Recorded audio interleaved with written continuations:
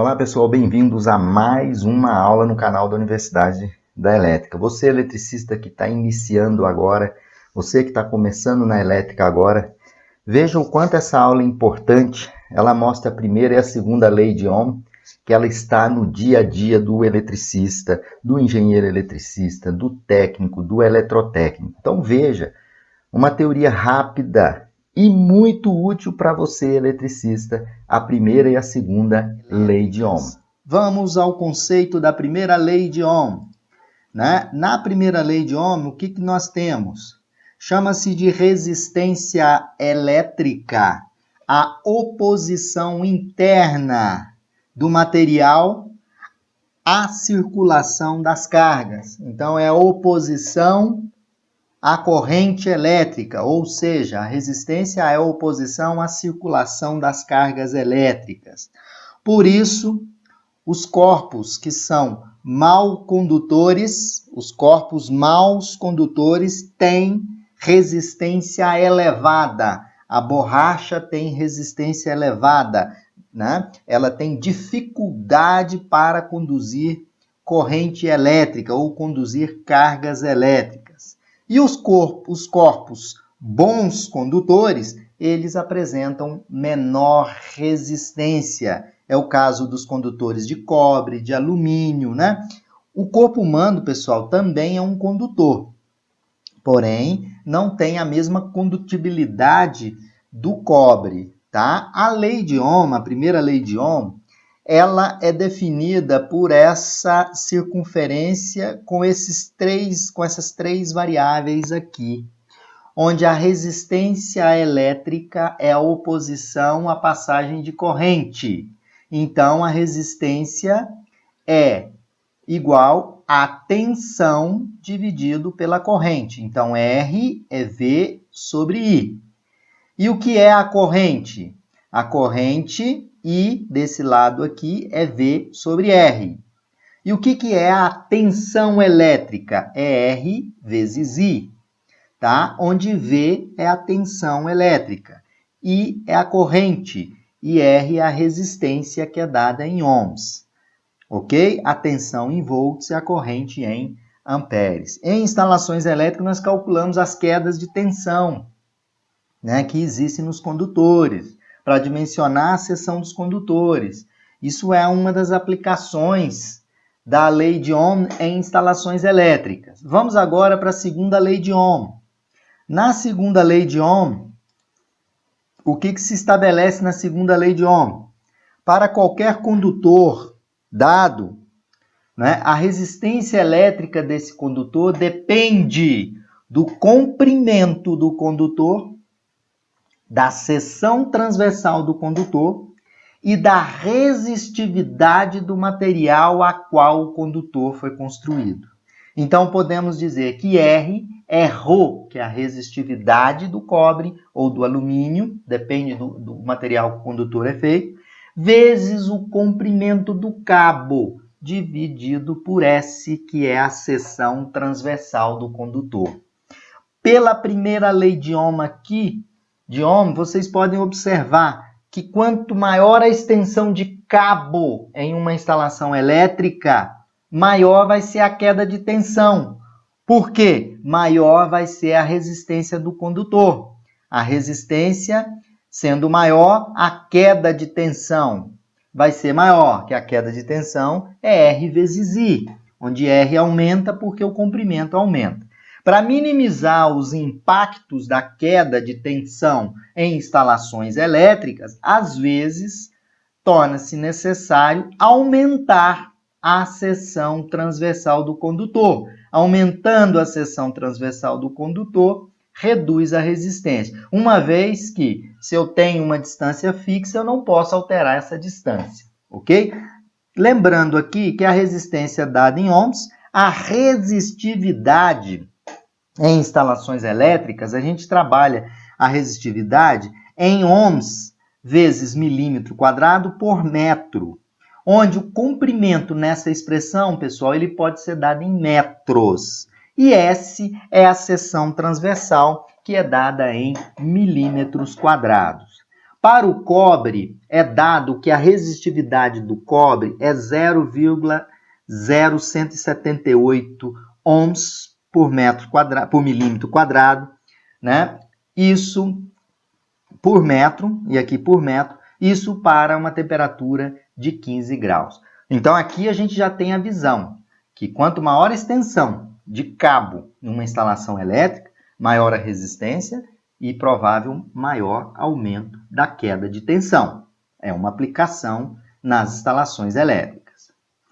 Bom, e o que isso impacta? O que isso vai impactar?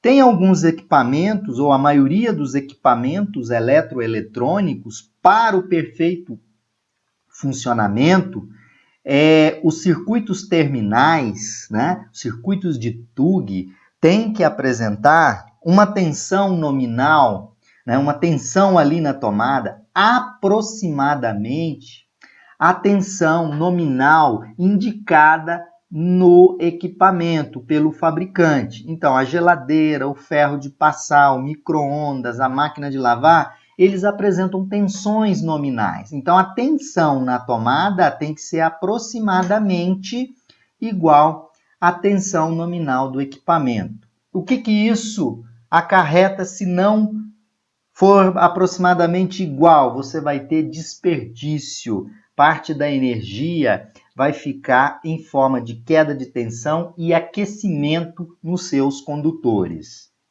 Bom, continuando, podemos observar que o dimensionamento dos condutores, ele pode ser feito por dois métodos, que é o método de queda de tensão e o método capacidade de condução de corrente, né?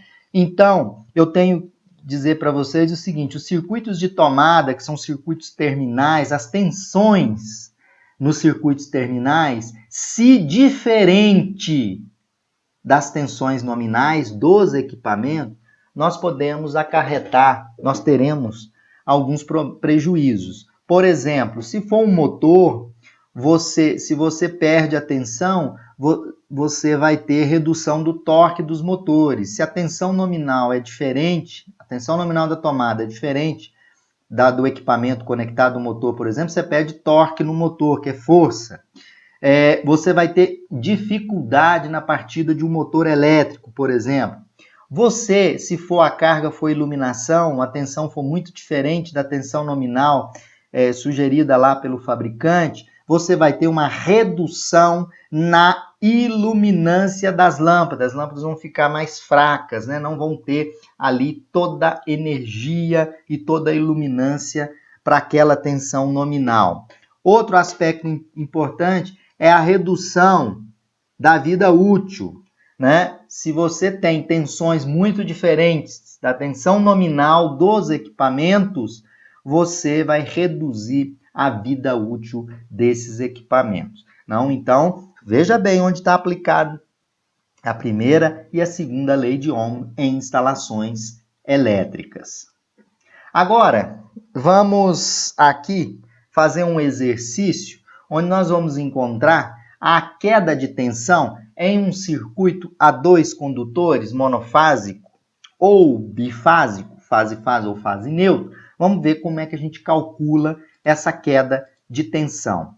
Então, se vocês podem observar aqui, o condutor ele tem duas pernas. Então, eu vou ter uma queda de tensão ΔV sobre 2 aqui e uma queda de tensão ΔV sobre 2.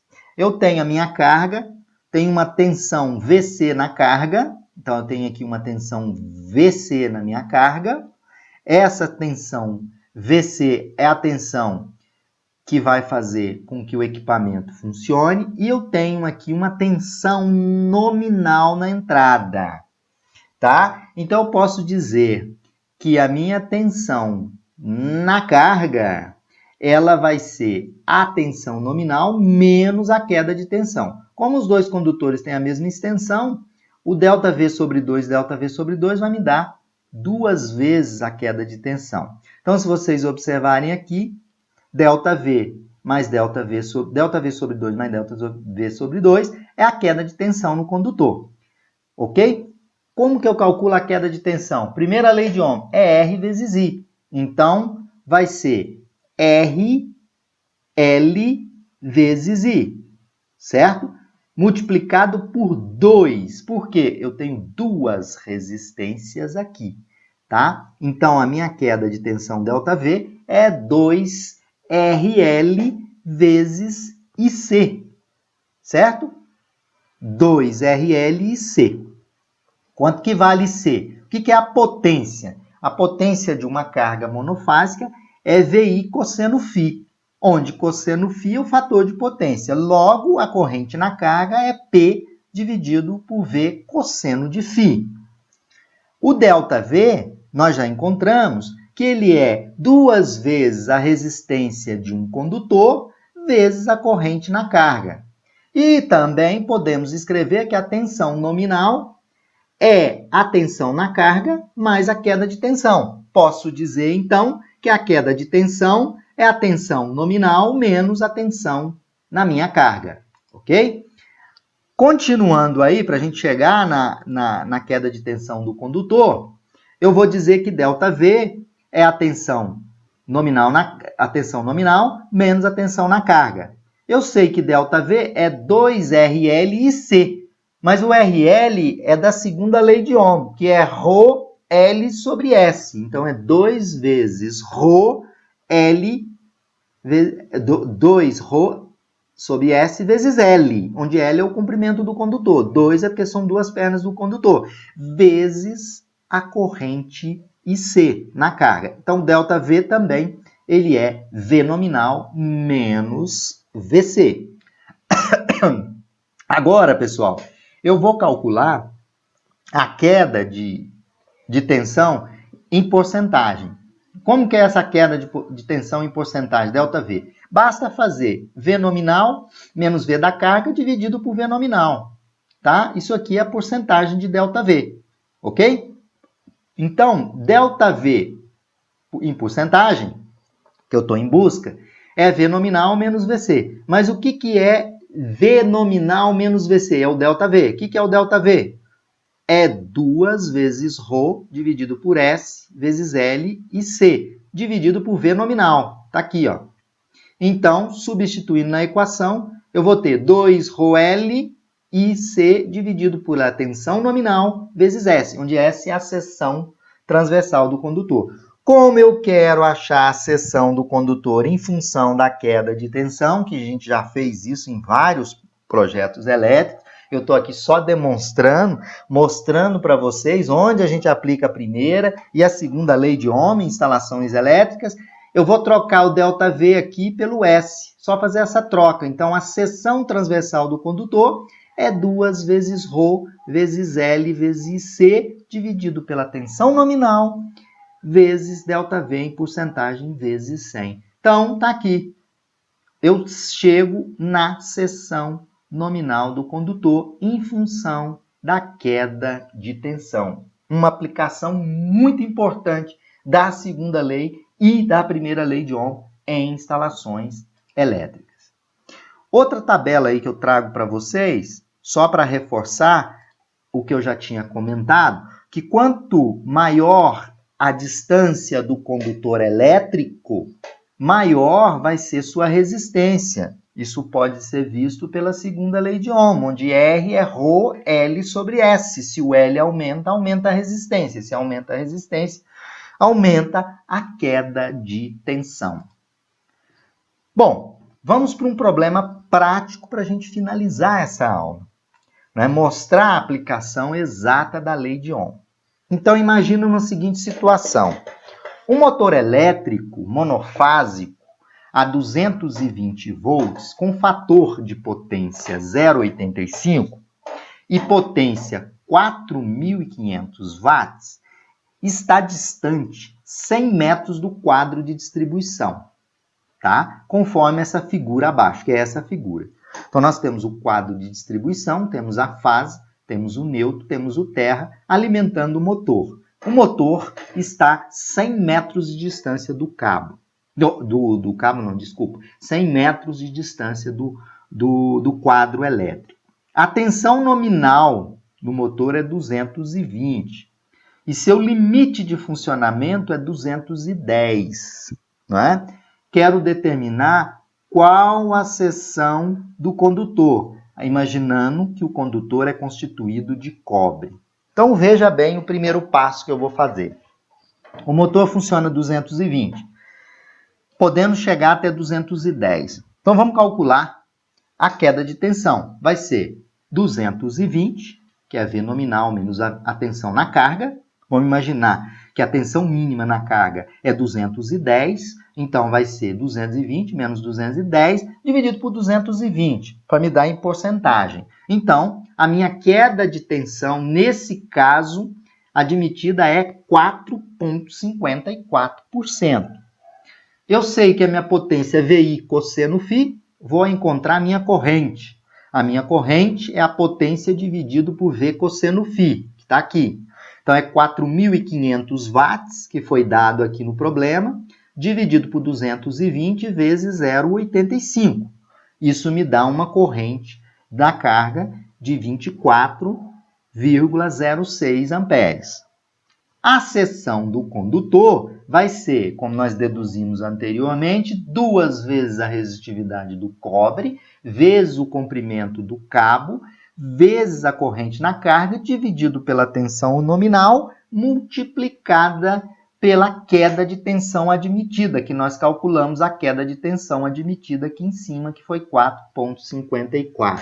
Substituindo os valores, temos 2 vezes a resistividade do cobre, que é 0,0178, ela é dada, vezes 100, que é a extensão do cabo, vezes 24,06, dividido por 220 vezes 4,54, vezes 100. Isso é igual a 8,58 milímetros quadrados. Na prática, botei até a tabela ao lado aqui para vocês. Na prática, eu tenho que utilizar um condutor comercial. Eu vou usar um condutor de 10 milímetros quadrados de seção.